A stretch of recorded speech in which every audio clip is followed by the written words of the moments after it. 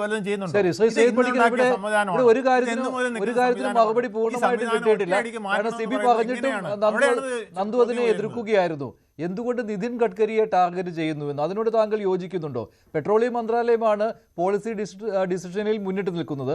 അതിനിടയിൽ ഈ ഉപരിതല ഗതാഗത വകുപ്പിന്റെ ചുമതലയുള്ള നിതിൻ ഗഡ്കരി എങ്ങനെ ഈ ചിത്രത്തിലേക്ക് വരുന്നു എന്നുള്ള ചോദ്യമാണ്. അല്ല, നിതിൻ ഗഡ്കരി അഭിപ്രായം പറയുന്നത് കൊണ്ടാണ്, ഇതിനെ വളരെ സ്ട്രോങ് ആയിട്ട് ഡിഫെൻഡ് ചെയ്യുന്നത് കൊണ്ടാണ് അദ്ദേഹത്തിനെ ആൾക്കാർ വിമർശിക്കുന്നത്. എനിക്ക് ഗഡ്കരിയോടോ ഹർദീപ് സിംഗ് പുരിയോടോ എന്തെങ്കിലും തരത്തിലുള്ള എതിർപ്പോ കാര്യങ്ങളോ ഒന്നുമില്ല. നമ്മളിതെല്ലാം ഒരു പോളിസി ബേസ്ഡ് സമീപനമാണ് സ്വീകരിക്കുന്നത്. ഇപ്പോൾ നമുക്ക് അറിയാവുന്ന ചില കാര്യങ്ങളുണ്ട്. അതായത് ഗഡ്കരി പണ്ട് മുതൽ തന്നെ എന്താ പറയാവുന്ന ഒരു ഓൾട്ടർനേറ്റീവ് ഫ്യൂവൽ ഇവാഞ്ചലിസ്റ്റ് എന്നൊക്കെ പറയാവുന്ന ആൾക്കാരാണ്. അദ്ദേഹത്തിന്റെ എത്രയോ പ്രസംഗങ്ങളുണ്ട്. എത്തനോളിന്റെ യൂസ് പ്രൊമോട്ട് ചെയ്യണം, ഹൈഡ്രജന്റെ ഫ്യൂവൽ പ്രൊമോട്ട് ചെയ്യണം, EV വാഹനങ്ങൾ പ്രൊമോട്ട് ചെയ്യണം എന്നൊക്കെ പറയുന്നുണ്ട്. അപ്പോൾ നമ്മൾ ഇതിനെ എസെൻഷ്യലി ഏതെങ്കിലും ഒരു വകുപ്പിന്റെ വിഷയമായിട്ട് കാണേണ്ടതില്ല. അതായത് ഫ്യൂവൽ സിസ്റ്റം മാനേജ് ചെയ്യുന്നത് പുരിയാണ് എങ്കിൽ വെഹിക്കിൾ സിസ്റ്റം മാനേജ് ചെയ്യുന്നത് ഗഡ്കരിയാണ്. അതുകൊണ്ട് തന്നെ രണ്ടാൾക്കാർക്കും അഭിപ്രായം പറയാം. അപ്പോൾ രണ്ടാൾക്കാരും അഭിപ്രായം പറയുന്ന സമയത്ത് ആനുപാതികമായിട്ടുള്ള വിമർശനം രണ്ടുപേർക്കും കിട്ടും. അപ്പൊ അതുകൊണ്ട് ഒരാൾ ടാർഗറ്റ് ചെയ്യപ്പെടുന്നു എന്ന് പറയുന്നതിൽ എന്തെങ്കിലും കാര്യമുണ്ട് എന്ന് എനിക്ക് തോന്നുന്നില്ല. അല്ല, EJP പറയുന്ന ലക്ഷ്യം ഗഡ്കരിയാണ്, ഗഡ്കരിയുടെ രാജ്യമാണ്. അല്ല, അത് കാരണം ഹർദീപ് സിംഗ് പുരി പറയുന്നതിനേക്കാൾ കൂടുതൽ വോക്കലായിട്ട് ഈ ഒരു വിഷയവുമായി ബന്ധപ്പെട്ട് അത് മാത്രമല്ല ശ്രീത ഈ ഒരു പോയിന്റ് കൂടെ നോക്കണ്ടേ. അതായത് ഗഡ്കരിയുടെ മകന്റെ കമ്പനി അതിലേക്ക് ഞാൻ വരാം. അതായത് ഇപ്പൊ നമ്മളിപ്പോ ഇവിടെ നിഖിൽ ഗഡ്കരിയുടെ സിയാൻ അഗ്രോ ഇൻഡസ്ട്രീസിനെ പറ്റി പറഞ്ഞു. അതേപോലെ തന്നെ അദ്ദേഹത്തിന്റെ മറ്റൊരു മകൻ സാരംഗ് ഗഡ്കരിയുടെ മനസ് അഗ്രോ ഇൻഡസ്ട്രീസ് എന്ന് പറഞ്ഞിട്ടുള്ള ഒരു കമ്പനിയുണ്ട്. റിപ്പോർട്ടുകളിലൊക്കെ ഇത് രണ്ടിന്റേതും ജോയിന്റ് ആയിട്ടാണ് വരുന്നത്. ഇവർ രണ്ടുപേരും ഇത്തരത്തിലുള്ള ബയോഫ്യൂവൽ അല്ലെങ്കിൽ എത്തനോൾ ഈ ബിസിനസ്സിലാണ് എന്നതുമായി ബന്ധപ്പെട്ട ഒരു ആരോപണമുണ്ട്. ഞാൻ പറയുന്നത് അങ്ങനെയുള്ള ആരോപണം ഏത് രാഷ്ട്രീയ പാർട്ടിയുടെ നേതാക്കളാണെങ്കിലും ഭരണത്തിലിരിക്കുന്ന സമയത്ത് അത് ഉണ്ടാകും എന്നുള്ളതൊരു വസ്തുതയാണ്. അപ്പൊ അതിനെ മെറിറ്റിൽ അതിനെ പരിഗണിക്കുക, ആരോപണത്തിന്റെ സത്യസന്ധത എന്താണ്, നിജസ്ഥിതി എന്താണ് എന്നതിനെ കുറിച്ച് സർക്കാർ വിശദീകരിക്കുക എന്നുള്ളതാണ് ചെയ്യേണ്ടത്. അത് ഒരു കാര്യം. അതിപ്പോൾ നിതിൻ ഗഡ്കരി കോടതിയെ സമീപിച്ചിട്ടുണ്ട് ഈ വിഷയത്തിൽ. അത് അപകീർത്തിപരമാണെന്ന് കാട്ടി മാനനഷ്ട കേസിന് പോവുകയാണ്. അല്ല, അത് ഞാൻ പറഞ്ഞത് അത് രണ്ട് സൈഡും ഉണ്ടാവുമല്ലോ. ആരോപണം ഉണ്ടാകുന്നു, മറുഭാഗത്ത് നിന്ന് ഉണ്ടാകുന്നു. ഇത് പണ്ട് നമ്മൾ ജയ്ഷയുടെ കാര്യത്തിൽ കേട്ടിട്ടുള്ളതാണ്. അപ്പൊ അത് ആ രീതിയിൽ ആരോപണമായിട്ട് വരട്ടെ, അവരിതിനെ തെളിയിക്കട്ടെ. അങ്ങനെയാണല്ലോ നമ്മുടെ ഒരു ജനാധിപത്യ സംവിധാനം, ലീഗൽ സിസ്റ്റം എന്നൊക്കെ പറഞ്ഞാൽ അങ്ങനെയാണല്ലോ. പക്ഷേ ശ്രീത, ഇവിടെ ഈ E20 ജനതാ പാർട്ടിയും ഇത്തരം ഒരു ആരോപണം ഗഡ്കരിക്കെതിരെ കൊണ്ടുവരുന്നത്, അദ്ദേഹത്തിന് നേരെ വിരൽ ചൂണ്ടുന്നത് ഈ ഒറ്റ സംഭവത്തിൽ പിടിച്ചാണ് കേട്ടോ.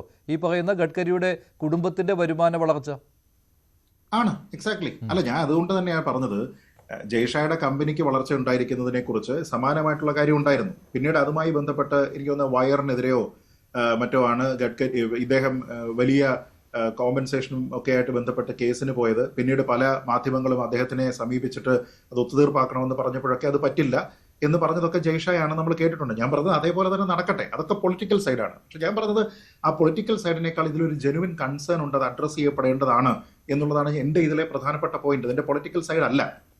കാരണം ഗഡ്കരിയുടെ പോളിസി അല്ലെങ്കിൽ ഗഡ്കരി ഇവിടെ നടത്തിയിരിക്കുന്ന പല കണക്കുകളുണ്ട്. ഇപ്പോൾ ഒരു ദിവസം എത്രത്തോളം വർക്കാണ് നമ്മുടെ നാഷണൽ ഹൈവേയുടെ ഇത് കംപ്ലീറ്റ് ചെയ്യുന്നത്, അത് ഇന്ത്യയിലുള്ള മറ്റ് എല്ലാ റോഡ് മിനിസ്റ്റേഴ്സിനേക്കാളും കൂടുതലായിട്ട് കംപ്ലീറ്റ് ചെയ്യുന്ന അദ്ദേഹമാണ്. പരാതികൾ കുറവായിട്ട് വരുന്നത് അദ്ദേഹത്തിൻ്റെതാണ്. ഇതൊക്കെ പോയിന്റ് ടേക്കൺ. പക്ഷെ ഞാൻ പറയുന്നത് ഇത്ര അടിയന്തരമായിട്ട് സർക്കാരിന്റെ നേരത്തെ തന്നെയുള്ള ഒരു പ്ലാനിനെ റോൾ ബാക്ക് ചെയ്തുകൊണ്ട് അടിയന്തരമായിട്ട് ഇത് നടപ്പാക്കാനുള്ള അടിയന്തര സാഹചര്യം എന്താണ് എന്നതിനെക്കുറിച്ച് വിശദീകരിക്കുന്നതിന് കേന്ദ്ര സർക്കാരിന് കഴിഞ്ഞിട്ടില്ല. അതാണ് ഞാൻ പറഞ്ഞത്, ഇതിപ്പോൾ ഉണ്ടാക്കുന്ന ഒരു പ്രശ്നമല്ല, വൺ ഓഫ് പ്രശ്നമല്ല. പഴയ ഡിമോണിറ്റൈസേഷൻ മുതൽ നിലനിൽക്കുന്ന 10 വർഷത്തിലേറെയായിട്ട് BJPക്കുള്ള ഒരു സ്ഥായി ആയിട്ടുള്ള പ്രശ്നമാണ്. ഒന്ന്. രണ്ട്, നേരത്തെ നന്ദു ഇവിടെ സംസാരിക്കുന്ന സമയത്ത് പറഞ്ഞു വാഹനങ്ങളുടെ പാർട്സിന് കുഴപ്പമൊന്നും ഉണ്ടാവില്ല എന്ന രീതിയിലത്തേക്കുള്ള പഠനങ്ങളും കാര്യങ്ങളും ഉണ്ട് എന്ന്. പക്ഷേ അത് മാത്രം പോരാ. കാരണം നമ്മുടെ നാട്ടിൽ ഒരു വെഹിക്കിൾ E5 കംപ്ലൈന്റ് ആണ്, E10 കംപ്ലൈന്റ് ആണ്, E20 കംപ്ലൈന്റ് ആണ് എന്നതുമായി ബന്ധപ്പെട്ട് വളരെ സ്ട്രിക്റ്റ് ആയിട്ടുള്ള ഗൈഡ് ലൈൻസ് ഉണ്ട്. അതല്ലാതെ ഏതെങ്കിലും ഒരു പഠനത്തിൽ വന്ന് ആരെങ്കിലും പറഞ്ഞതുകൊണ്ട് അതിനെ അത് സൂപ്പർസീഡ് ചെയ്യില്ല എന്നുള്ള ഒരു കാര്യമുണ്ട്. എന്താണ് ഒരു വെഹിക്കിൾ E20 കംപ്ലൈന്റ് ആവുമ്പോൾ അതുകൊണ്ട് ഉദ്ദേശിക്കുന്നത് എന്താണ് എന്നുള്ള ഒരു കാര്യം നമ്മൾ നോക്കണം. കാരണം രാജ്യത്തെ എല്ലാ വെഹിക്കിളും E20 കംപ്ലൈന്റ് അല്ല. അതിന് വ്യക്തമായ കാരണമുണ്ട്. E20 കംപ്ലൈന്റ് ആണ് എന്ന് പറയുമ്പോൾ ഈ 20% എത്തനോൾ ഈ ഫ്യൂവലിൽ മിക്സ് ചെയ്ത് നിങ്ങൾ ഉപയോഗിച്ചാൽ നിങ്ങളുടെ വാഹനത്തിന്റെ പെർഫോമൻസിനോ എമിഷൻ കംപ്ലൈൻസിനോ ഒരു കുഴപ്പവുമില്ല എന്നുള്ള ഒരു സർട്ടിഫിക്കേഷൻ ഉണ്ട്. ഇത് നിങ്ങളുടെ ഫ്യൂവൽ സിസ്റ്റത്തിനെയോ എഞ്ചിനെയോ ഡാമേജ് ചെയ്യില്ല എന്നുള്ള ഒരു ഓതന്റിക് ആയിട്ടുള്ള സർട്ടിഫിക്കേഷൻ ഉണ്ട്. അടുത്തത് അതിന്റെ എഞ്ചിൻ കൺട്രോൾ യൂണിറ്റിന്റെ കാലിബ്രേഷൻ ഉണ്ട്. അതിന് പല ഫാക്ടർ ഉണ്ട്. ഉദാഹരണത്തിന് injection timing. Air fuel ratio, ഈ കാര്യങ്ങളുമായി ബന്ധപ്പെട്ട് മാനുഫാക്ചറർ എന്താണോ ഉദ്ദേശിക്കുന്നത് ആ രീതിയിൽ തന്നെയാണ് ഈ എഞ്ചിൻ പെർഫോം ചെയ്യുന്നത് എന്നതുമായി ബന്ധപ്പെട്ട ഒരു ഓതന്റിസിറ്റി സ്റ്റാമ്പിംഗ് ഉണ്ട്. പിന്നെ ഈ എത്തനോൾ എന്ന് പറയുന്നത് നമുക്കെല്ലാം അറിയാം, അത് ഹൈഗ്രോസ്കോപ്പിക് ആണ്, അതായത് പെട്ടെന്ന് അത് മോയ്സ്ചർ അട്രാക്ട് ചെയ്യും. അപ്പോൾ മോയ്സ്ചർ അട്രാക്ട് ചെയ്യുന്നതുകൊണ്ടാണ് കൊറോഷൻ ഉണ്ടാകുന്നത്. അങ്ങനെ കൊറോഷൻ ഉണ്ടായിട്ട് ഒരു വാഹനത്തിന്റെ ഫ്യൂവൽ ലൈന്, അതിന്റെ ഹോസ്, ഗാസ്കറ്റ്, സീല്, ഓറിങ്, പിന്നെന്താ പറയുക, ഇപ്പോൾ ഫ്യൂവൽ പമ്പ്, ഇൻജക്ടേഴ്സ്, ഇലാസ്റ്റോമർ, ഇങ്ങനെയുള്ള അതുമായി ബന്ധപ്പെട്ട് കൊറോഷന് സാധ്യതയുള്ള സ്ഥലങ്ങളിൽ കൊറോഷൻ ഉണ്ടാവില്ല എന്നുള്ളത് കമ്പനിയുടെ ഒരു ഓതന്റിക് ആയിട്ടുള്ള ഒരു ഗ്യാരണ്ടിയാണ്. എന്ന് വെച്ചാൽ ഏതെങ്കിലും ഒരു വെഹിക്കിൾ എമിഷൻ കംപ്ലയൻസ് ഇത്രയാണ് എന്ന് പറയുന്ന സമയത്ത് അതുമായി ബന്ധപ്പെട്ട ഓതന്റിക് ആയിട്ടുള്ള സ്റ്റഡി നടത്തി അത് ഗവൺമെന്റ് അപ്രൂവ് ചെയ്തതിന് ശേഷമാണ് ഇത് ചെയ്യുന്നത്. അതല്ലാതെ പാരലായിട്ട് എവിടെയെങ്കിലും ആരെങ്കിലും നടത്തുന്ന ഒരു സ്റ്റഡിയുടെ അടിസ്ഥാനത്തിലല്ല അത് തീരുമാനിക്കുന്നത്. അതുകൊണ്ടാണ് E20 ഇപ്പോൾ വന്നിരിക്കുന്നത്. ഞാൻ പറഞ്ഞില്ലേ, എൻ്റെ വെഹിക്കിളിന്റെ കാര്യത്തിൽ ഞാൻ എന്തുകൊണ്ടാണ് മാനുഫാക്ചറെ കോൺടാക്ട് ചെയ്തതെന്ന് വെച്ച് കഴിഞ്ഞാൽ അതിന്റെ ഫ്യൂവൽ ലിഡ് തുറന്ന് നോക്കിക്കഴിഞ്ഞാൽ അതിൽ ഏതൊക്കെ പെട്രോൾ അടിക്കാം എന്നതിൽ എഴുതിയിട്ടുണ്ട്. അതിൽ എഴുതിയിരിക്കുന്നത് E5 ആൻഡ് E10 എന്നാണ്, E20 ഇല്ല. അതുകൊണ്ടാണ് ഞാൻ മാനുഫാക്ചറോട് ചോദിച്ചത്, ഇതിൽ എഴുതിയിട്ടില്ലാത്തത് കൊണ്ട് ഇതിൽ E20 അടിക്കാൻ പറ്റില്ലേ എന്ന് ചോദിച്ചു. അപ്പോൾ അവർ പറഞ്ഞത് E20ക്കും കോമ്പാറ്റബിൾ ആയിട്ടാണ് ഞങ്ങൾ ഈ വാഹനം ഉണ്ടാക്കിയിരിക്കുന്നത്, ഇതിന്റെ എഞ്ചിനൊക്കെ ഉണ്ടാക്കിയിരിക്കുന്നത്, ഫ്യൂവൽ പമ്പ് എല്ലാം ഉണ്ടാക്കിയിരിക്കുന്നത്.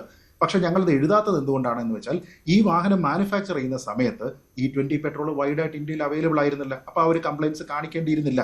എന്ന് വെച്ചാൽ കംപ്ലയിൻസ് ഉണ്ട്, അത് കാണിക്കുന്നില്ല എന്നതുപോലെയല്ല കംപ്ലയൻസ് ഇല്ല പക്ഷേ കംപ്ലയൻസ് ഉണ്ട് എന്ന് ഏതെങ്കിലും ഒരു പഠനത്തിന്റെ പേരിൽ നമ്മൾ അസ്യൂം ചെയ്യുന്നത്. ഇവിടെ ജനങ്ങളെ സംബന്ധിച്ച് വേണ്ടുന്ന കാര്യങ്ങൾ എന്താണ്? വളരെ സിമ്പിളായിട്ട് ഞാൻ പറയാം. അതാണ് ഗവൺമെന്റ് നടപ്പാക്കുന്നുണ്ടെങ്കിൽ നടപ്പാക്കേണ്ട അതാണ്.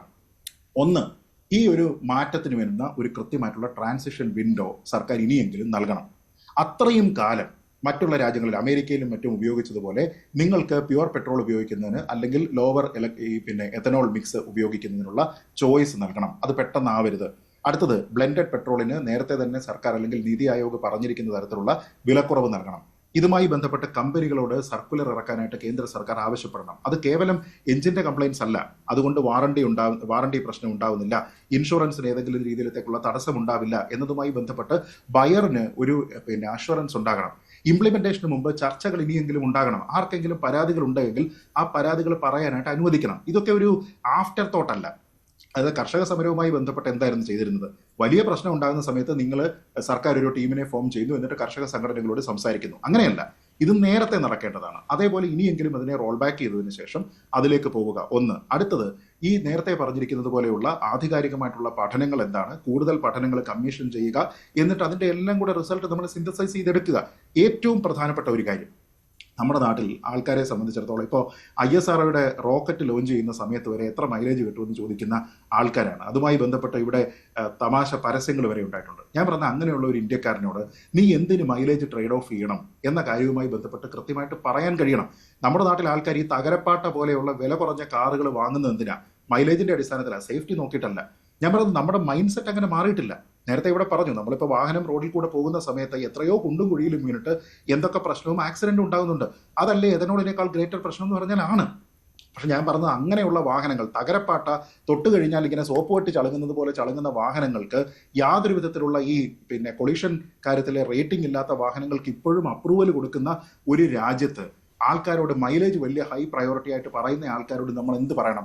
ചുരുങ്ങിയത് നീ എന്തിനത് ട്രേഡ് ഓഫ് ചെയ്യണം എന്നുള്ളത് പറയണം. അടുത്തത്, സ്പെയർ പാർട്സിന് ഈ ആവശ്യം ഉണ്ടായിക്കഴിഞ്ഞാൽ, നമ്മൾ ഈ പറഞ്ഞു ഇപ്പോൾ ഫ്യൂവൽ ലൈനുമായി ബന്ധപ്പെട്ട, ഫ്യൂവൽ പമ്പുമായി ബന്ധപ്പെട്ട ഒരു പ്രശ്നമുണ്ട് എങ്കിൽ നാളെയും കുറെ കാലത്തേക്ക് പ്രൊലോങ്ഡ് ആയിട്ട് വാഹനത്തിന് ഒരു ഡിസ്കൗണ്ടഡ് റേറ്റിൽ അത് റീപ്ലേസ് ചെയ്യാനുള്ള ഒരു റൈറ്റ് എങ്കിലും കൊടുക്കണം. കാരണം എനിക്ക് ഫ്യൂവൽ ലൈനിന്റെയോ ഹോസിന്റെയോ ഗ്യാസ്കറ്റിന്റെയോ ഫ്യൂവൽ പമ്പിന്റെയോ പ്രശ്നം വരുന്നത് എൻ്റെ കുഴപ്പം കൊണ്ടല്ല, സർക്കാരിന്റെ ഒരു പോളിസി കൊണ്ടാണ്. എന്ന് വെച്ചാൽ അതിലൊരു എത്തിക്കൽ റെസ്പോൺസിബിലിറ്റി സർക്കാരിന് ഉണ്ടായിരിക്കണം. ഞാൻ പറഞ്ഞത് ഇത്രയും കാര്യങ്ങളെങ്കിലും ചെയ്തതിന് ശേഷം മറ്റു രാജ്യങ്ങൾ 50 കൊല്ലം കൊണ്ട് നടത്തിയിരിക്കുന്ന കാര്യങ്ങളെ നമുക്ക് 2-3 കൊല്ലം പെട്ടെന്ന് തന്നെ നടപ്പാക്കുവാനുള്ള സർക്കാരിന്റെ നീക്കം വിജയിക്കണമെങ്കിൽ ഇങ്ങനെ വേണം. പക്ഷേ കൂടുതൽ വാർത്തകൾക്ക് News 18 Keralam YouTube channel subscribe ചെയ്യുക.